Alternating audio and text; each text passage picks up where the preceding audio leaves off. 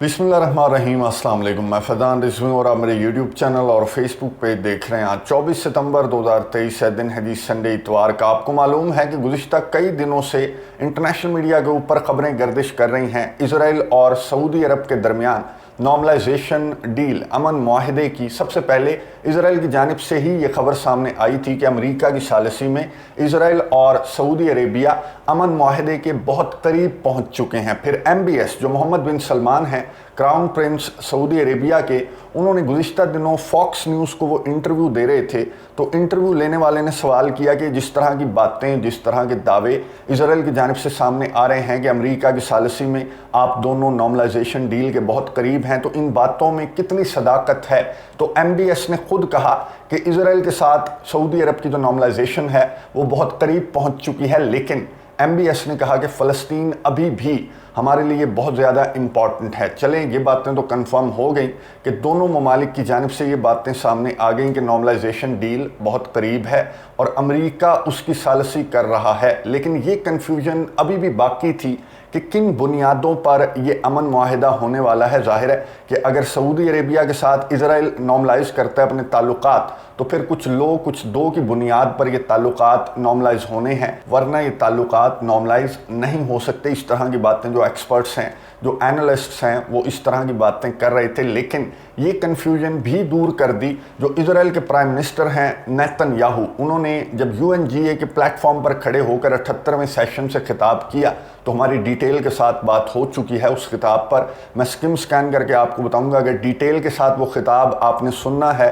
तो मैं and screen पर दे दूंगा। नेतन्याहू ने नक्शे दिखा कर ये बताया, उनके पूरे खिताब का जो फोकस था वो यही था कि सऊदी अरब के साथ अगर नॉर्मलाइज हो जाते हैं ताल्लुकात इजराइल के, जो कि बहुत ज़्यादा करीब हैं, तो फिर पूरे का पूरा खित्ता, पूरे का पूरा जो मिडल ईस्ट है वो तब्दील होकर रह जाएगा। नेतन्याहू ने नक्शे दिखा कर ये बताया कि किस तरह की शक्ल निकल आएगी मिडल ईस्ट की अगर सऊदी अरेबिया के साथ इजराइल के ताल्लुकात नॉर्मलाइज हो गए। और इस खिताब के दौरान जो नेतन्याहू हैं उन्होंने कंफर्म भी कर दिया कि अमेरिका के सदर जो बाइडन के ही दौर में ये खुशखबरी भी सुना दी जाएगी कि इजराइल और सऊदी अरेबिया के ताल्लुकात नॉर्मलाइज हो गए। फिर जो नक्शा दिखाया नेतन्याहू ने और जो बातें की, नेतन्याहू ने कहा कि इजराइल के साथ ताल्लुकात नॉर्मलाइज करते जाएं और फ़लस्तीन को छोड़ दें। फ़लस्तीन को वीटो पावर आपने नहीं देनी।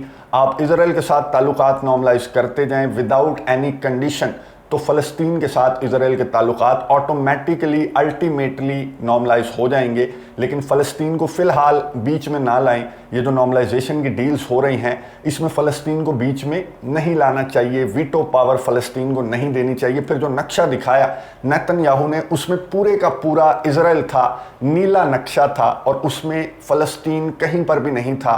जो नक्शा नेतन्याहू की जानिब से दिखाया गया, इस तकरीर, इस खिताब के बाद मैं आपको बता दूं कि इस नक्शे पर जो नक्शा नेतन्याहू ने दिखाया, इस पर पूरी दुनिया से आवाज़ सामने आई। ना सिर्फ मुस्लिम ममालिक बल्कि जो आलमी इदारे हैं उन्होंने भी कंडेम किया इस मैप को, जो कि नेतन्याहू की जानिब से दिखाया गया कि किस तरह का मजाक है कि आपने पूरे का पूरा नीला दिखाया इसराइल और उसमें फ़लस्तीन का कहीं नामो निशान भी नहीं है। और इस तरह की बातें भी की जाने लगी और हमने भी ये बात की थी कि शायद सऊदी अरेबिया और इजराइल के दरमियान इन बुनियादों पर अगर कोई मुआहिदा प्लान किया जा रहा है, अमेरिका उसकी सालिसी कर रहा है, तो कुछ भी हो सकता है। तो अगर इन बुनियादों पर प्लान किया जा रहा है तो फिर ये सऊदी अरेबिया की सबसे बड़ी गलती होगा ये मुआहिदा करना, ये अमन मुआहिदा करना इजराइल के साथ, इस सहूनी स्टेट के साथ किसी भी वादे पर, किसी लारे पर इस सहूनी स्टेट के साथ कोई भी मुआहिदा नहीं किया जाना चाहिए। और इजराइल ने बहुत ज़्यादा खुशियाँ मनाई। जो नेतन्याहू का खिताब था, इसके बाद इजराइल ने बहुत ज़्यादा खुशियाँ मनाई।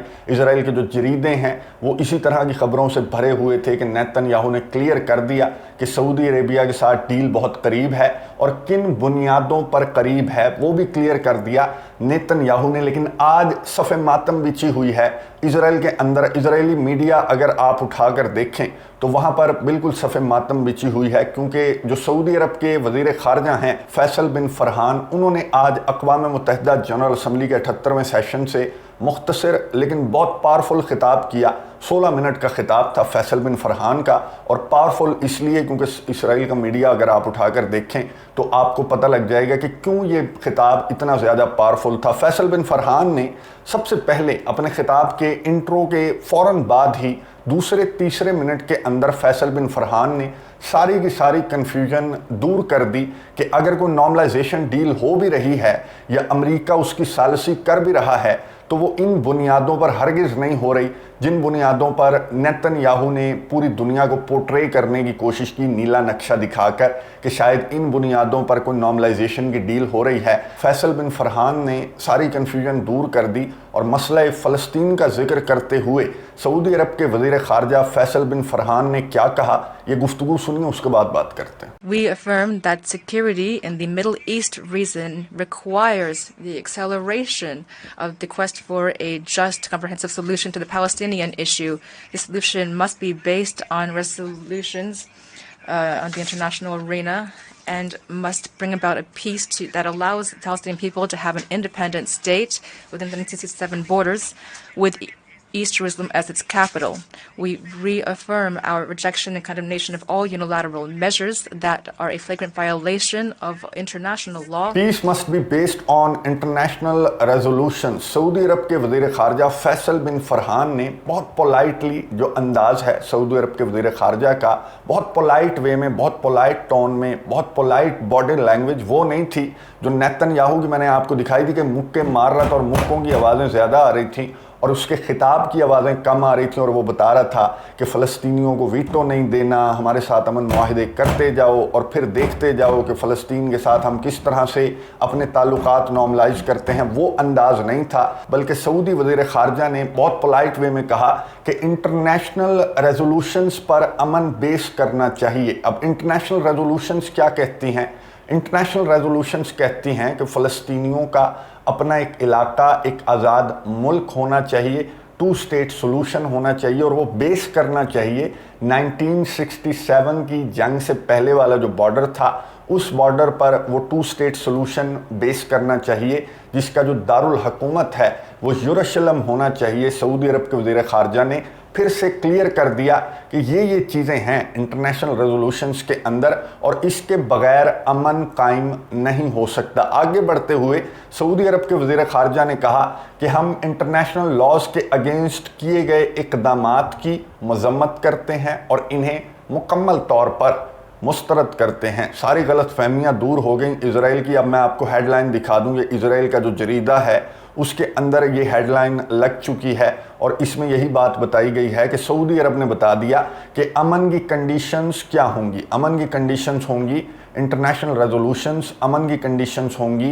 1967 की जंग से पहले वाला बॉर्डर और जिसका दारुल हुकूमत जो है वो यरूशलेम हो, ये कंडीशंस होंगी। अगर सऊदी अरेबिया के साथ इजराइल ने अपने ताल्लुकात नॉर्मलाइज करने के ख्वाब देख रखे हैं तो उसकी ये कंडीशंस होंगी। अब सफ़े मातम बिछी हुई है उसी मीडिया के ऊपर जो कल खुशियां मना रहा था नेतन्याहू के खिताब के दौरान, किस तरह से तालियां बजाई जा रही थी। जो नेतन्याहू के साथ एक ग्रोह, एक टोले का टोला आया हुआ था जो किस तरह से यूनाइटेड नेशंस के अंदर एहतजाज भी कर रहा है। और नेतन्याहू के खिताब के दौरान मैं आपको हॉल के मनाजिर दिखा दूं कि हॉल के अंदर कोई नहीं था, लेकिन ये जो चेले ये साथ लेकर आया था ये सिर्फ तालियां बजाने के लिए साथ लेकर आया था और यही तालियां बजा रहे थे। आज यही चेले बैठकर रो रहे होंगे जिस तरह का खिताब सऊदी वज़ीर ख़ारजा का था। यहाँ पर ख़त्म नहीं हुआ खिताब, यहाँ पर ख़त्म नहीं हुआ बल्कि सऊदी वज़ीर ख़ारजा आगे बढ़े। अब आपको याद होगा कि इजराइल के प्राइम मिनिस्टर नेतन्याहू का जो खिताब था उसका फोकस क्या था? उसका फोकस था सऊदी अरब के साथ नॉर्मलाइजेशन की जो डील है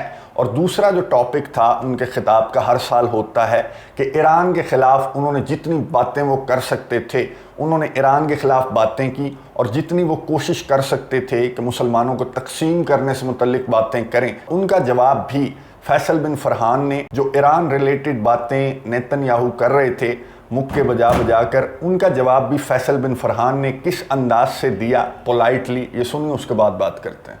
We have led negotiations with Iran in Baghdad and Muscat, and this culminated in the Beijing Agreement on resuming diplomatic ties and direct communication between our two countries based on mutual respect.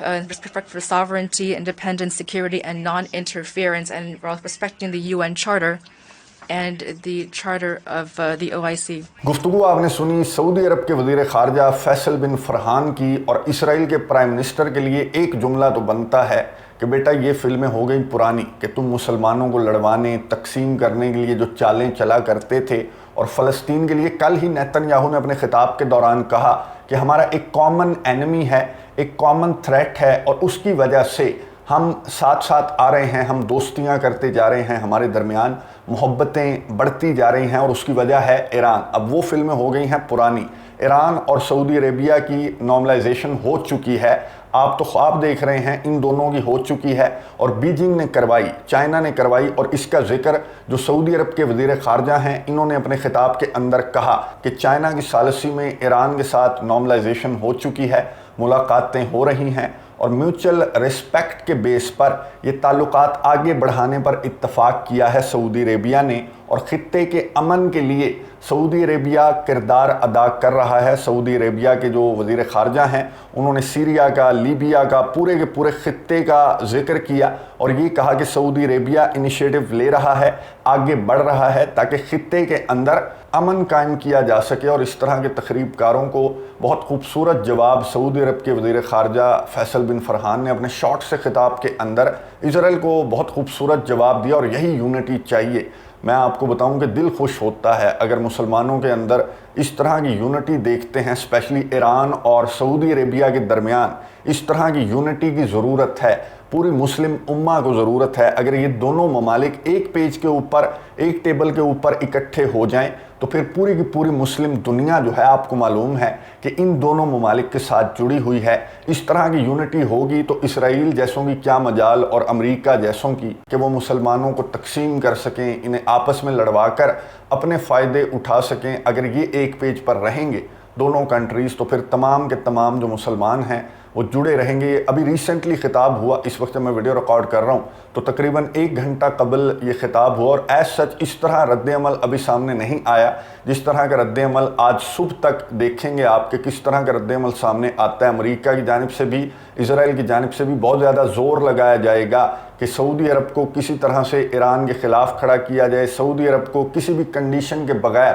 تعلقات normalise کرنے کی جانب لایا جائے۔ Joe Biden کا جو دور گزرا اس کے اندر ایک بھی کامیابی جو بائیڈن نے تو نہیں سمیٹی۔ اب انتخابات اگلے سال آ رہے ہیں تو جو بائیڈن کا پورا فوکس یہ ہے کہ یہاں پر تھوڑے سے نمبر میں بنا لوں تاکہ اگلے انتخابات میں منہ دکھانے کے قابل ہو جاؤں اپنے ووٹرز کو، تو جو بائیڈن کی جانب سے پورا زور لگایا جائے گا۔ اب نیتن یاہو، یہ جو سبکی کا سامنا نیتن یاہو کو ہوا، اس کا سامنا کس طرح سے نیتن یاہو کریں گے، کس طرح کے آفٹر شاکس آتے ہیں۔ یہ جو سٹیٹمنٹ فیصل بن فرحان کی جانب سے دی گئی مسئلہ فلسطین کو لے کر، اس پر بھی نظر رکھیں گے، اور نیکسٹ ویڈیو کے اندر مسئلہ فلسطین سے ہی ریلیٹڈ مسئلہ فلسطین کا حل بتایا۔